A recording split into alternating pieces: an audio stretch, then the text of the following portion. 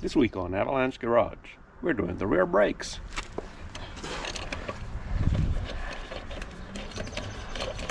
Take the wheel off.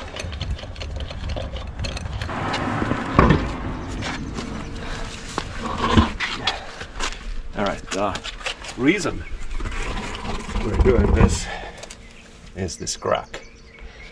Otherwise these brakes are still good, but the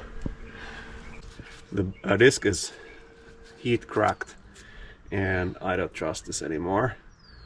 The pads would be really good.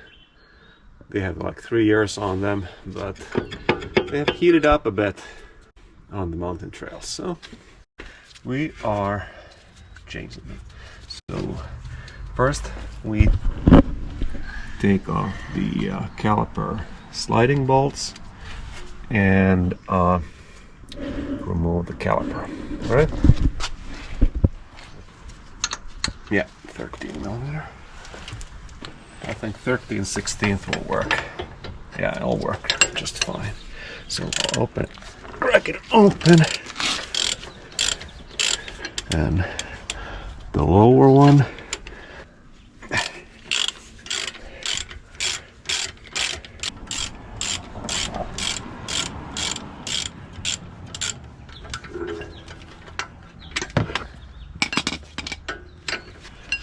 The caliper will slide off.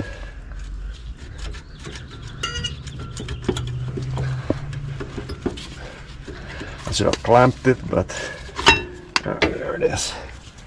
So these calipers, these pads go one way. So these outside pads have these knobs. Someone has installed these pads backwards one time, and the end of the piston is kind of messed up. But it is what it is. Just putting the caliper aside. Take the pads out. Pads are still really good, but I'm gonna change them because I'm changing the disc. And, I need to remove. They are 18, and they are super tight, like so.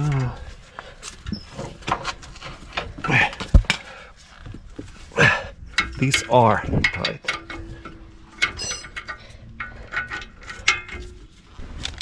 Ratchet.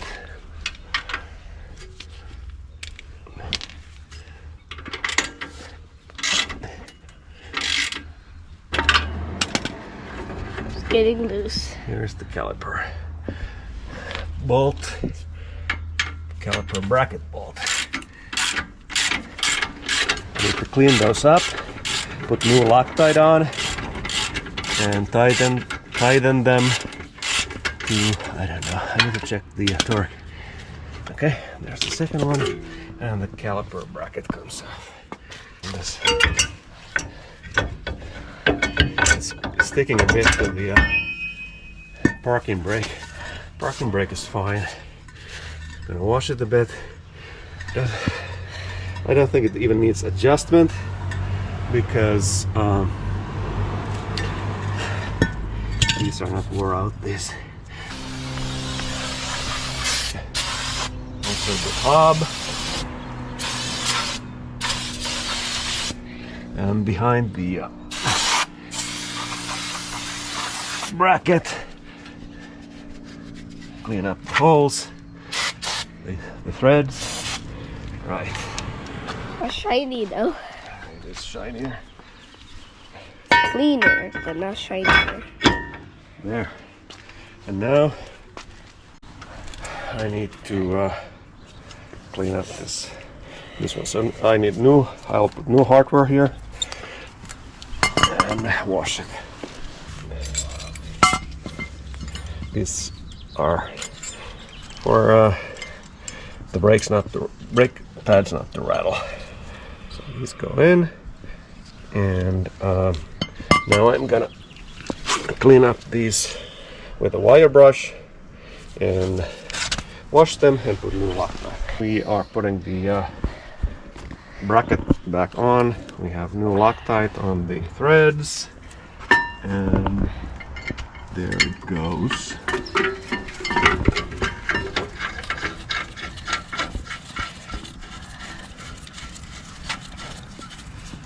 Clean threads are turning in real nice.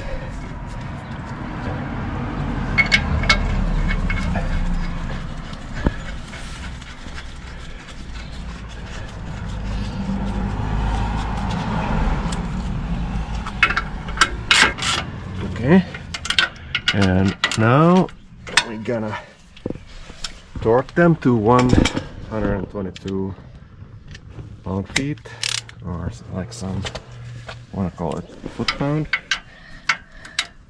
And I hope I can get enough leverage here. Click! There's the caliper bracket. Now I'm gonna put the pads on, and the smooth side goes on the inside, and a little bit of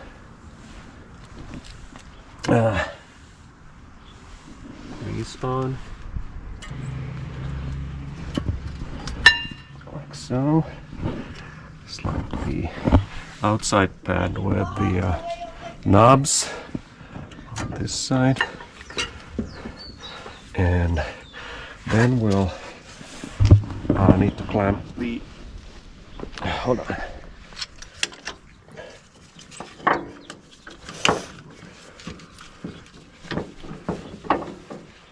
Alright, distance in. Avoid stretching the brake line too much. And the newly thread locked and cleaned and thread locked sliding pin bolts, which are 13mm hex. So these are 28 pound-feet, and I'll tighten them as such. Hold the